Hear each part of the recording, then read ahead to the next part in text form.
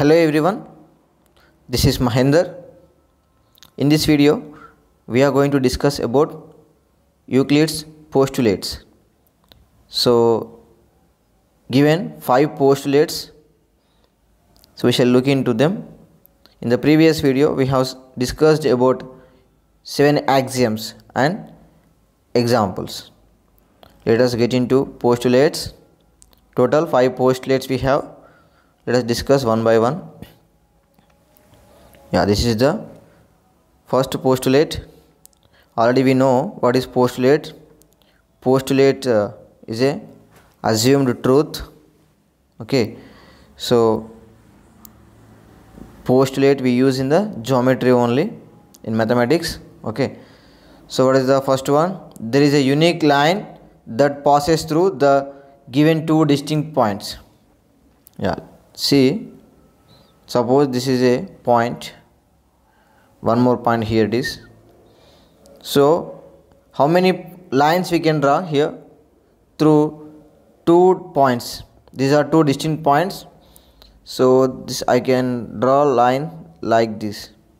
Okay, other than this line, is it possible to draw one more line or any other lines with 2 distinct points? This is only one line, one line, one line, one line. Okay, we cannot draw more than a one line through 2 distinct points. Okay, by joining these 2 points we can draw only one line. Okay, that is the meaning of unique. Unique in the sense only one and only one is the possible. Okay, right. See, that is we are discussed already. Suppose here A is a point and B is one more point. So through A and B we can draw a single line. Okay, there is no other line possibilities here. Okay, all these are touching only one point here, but none of the line can going through this A and B points. Okay, that is only one line. AB is a line passing through both the points. Right, I hope you understand postulate number 1. We can observe here also. So A is here and B is here. So this colored line is a unique line which passes through A and B points. Okay, remaining all the lines are passing either A or B, but not through A and B. Okay, so there is only one possible line, that is AB. Okay, I hope you understand this postulate number 1. Let us go for number 2. A line segment can be extended on either side to form a line. Right, suppose this is a line segment. Okay, so this line segment we can extend either side, means we can extend here itself like this infinitely. Here also we can extend like this. Okay, to make a line, it forms a line, isn't it? So now we can call it as a AB line. Okay, so initially we have taken a line segment. This can be extended either side to form a line. Okay, you can observe this is a PQ. PQ is a line. Okay, PQ is a line segment. PQ is a line segment. So we can extend Q side as well as P side up to infinitely. Okay, that is going to be form a line. We can observe here. See, PQ is a line segment.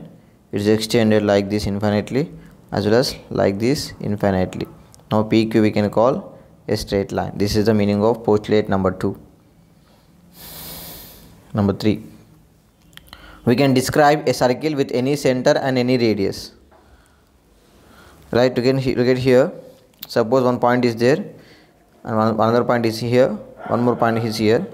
So if you take any point as a center, we can draw a circle with certain radius or any radius. Okay, we can draw, it is like this, isn't it? We can take many circles like this. So we can describe a circle with any center and any radius. from any center with any radius we can draw circles. Okay, right, that is the meaning of the postulate number 3. You can see in this figure, yeah, here is the point, it is P, Q, R, S. So with 3 centimeter radius drawn one circle, with 4 centimeter radius one more circle, 4.5 centimeter one more circle, 5 centimeter radius one more circle here.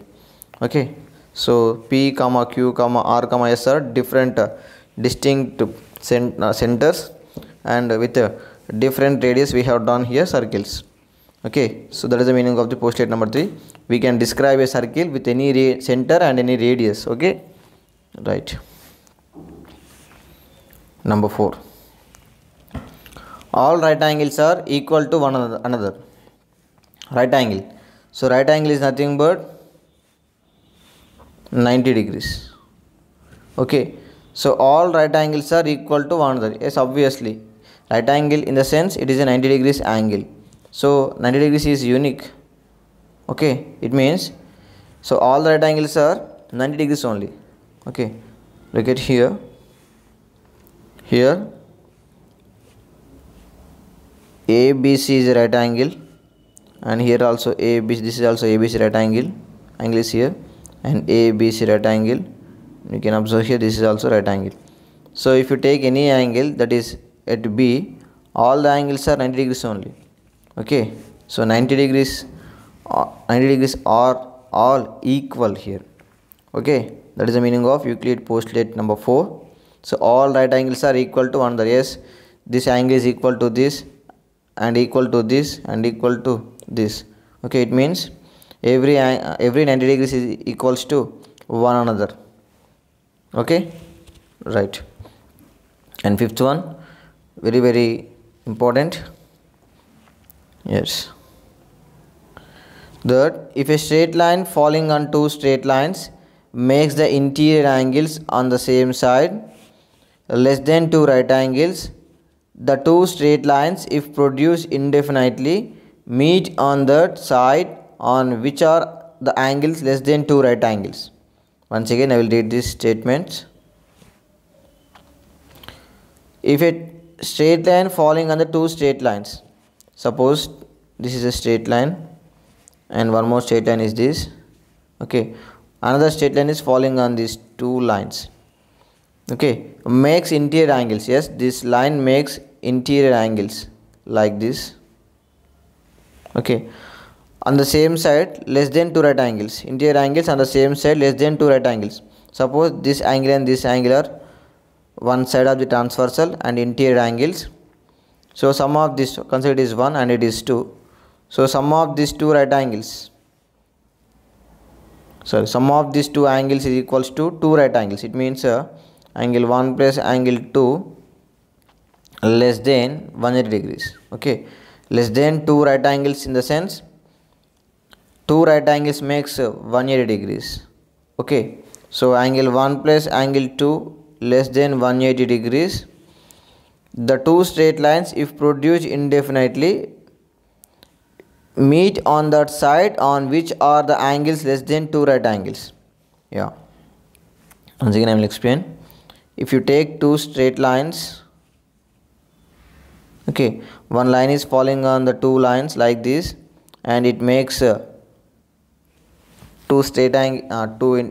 interior angles. Okay, suppose consider it is 1 and 2. If you add 1 and 2, if it is less than 180 degrees, then these two lines, if produced indefinitely like this, they meet at certain point.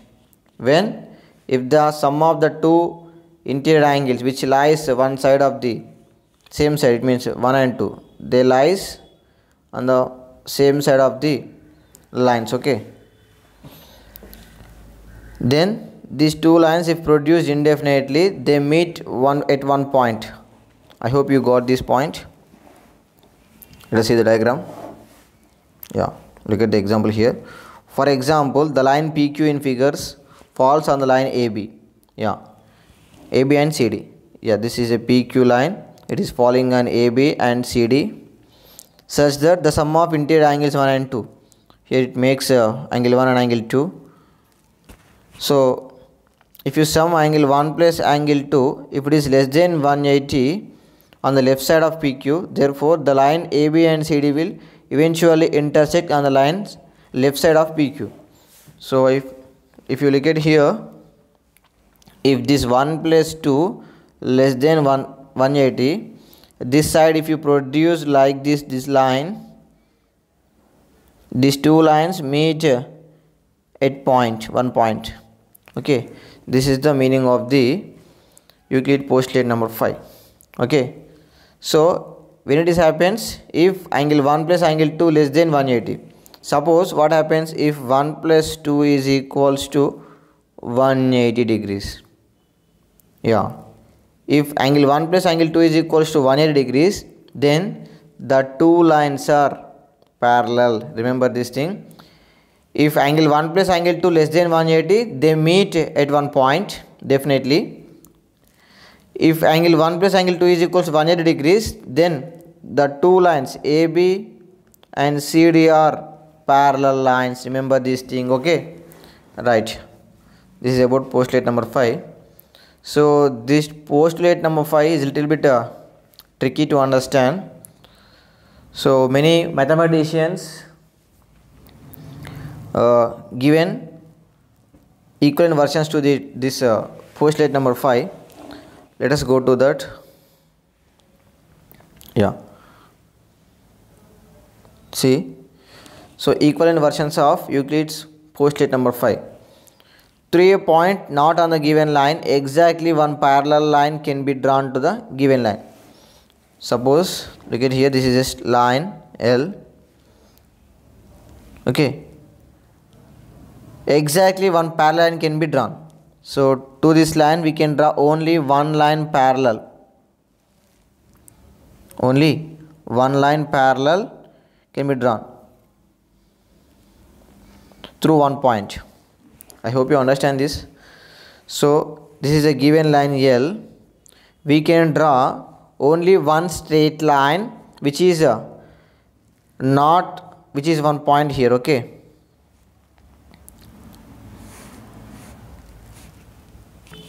I hope you understand.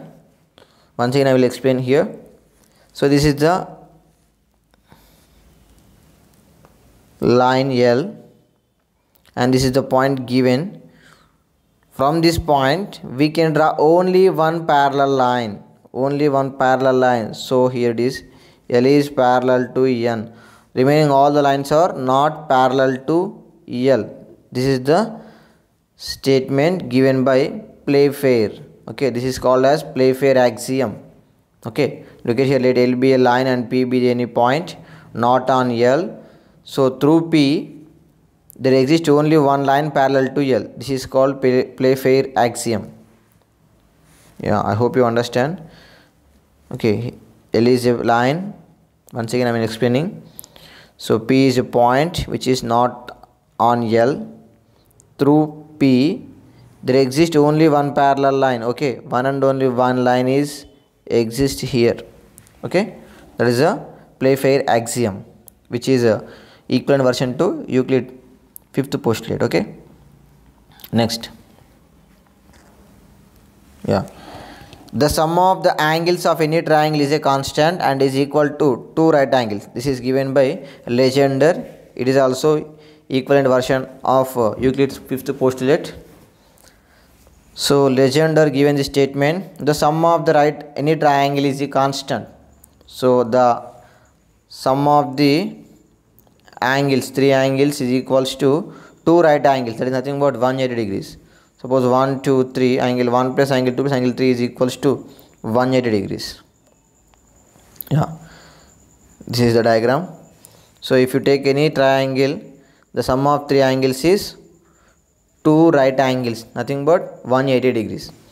This statement known as Legendre axiom. Next, one more statement given by Posidomonus. There exists a pair of lines everywhere equidistant from one another. There exists a pair of lines everywhere equidistant from one another. Let's see the diagram first. Look at here. For example, suppose this is a L line. So there exist everywhere lines everywhere. You can take a line here. This line equidistant to each other, isn't it? And if you take this is a P line, there exists a line Q, or there exists line L again. Okay, these two lines are equidistant to each other, isn't it? Next, if you observe this T is a line and S is one more line. Instead of S we can take any other line like U. So from T and U the distance is same. That is the meaning of equidistant to one another. If you take any line, there exists another line which is equidistant to one another. Okay, right. Next, discuss about conjectures. So we have seen about axioms and postulates. Let's go to conjecture. So the statements neither proved nor disproved are called conjectures. Okay, so conjectures having no proof and disprove also. Okay, look at the example. Every even number greater than 4 can be written as sum of two primes. Look at here. Every even number greater than 4. Take a even number greater than 4. Let us take 6. This we can write 2 primes. Yeah, we can write this as 3 plus 3. If you take 8, this we can write 3 plus 5. If you take 10, this we can write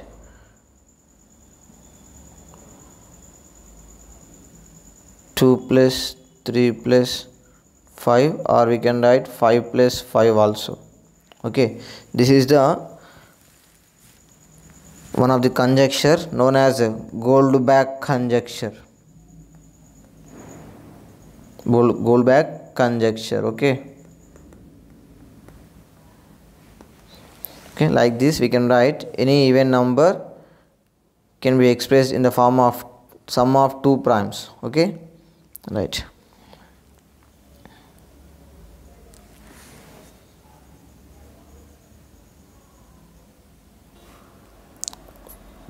Next, theorem.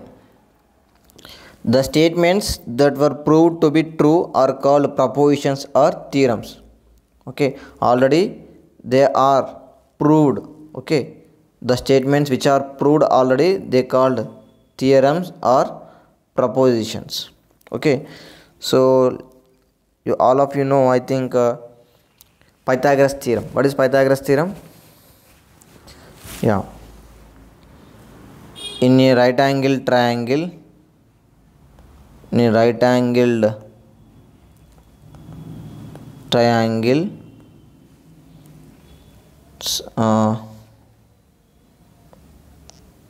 hypotenuse square is equal to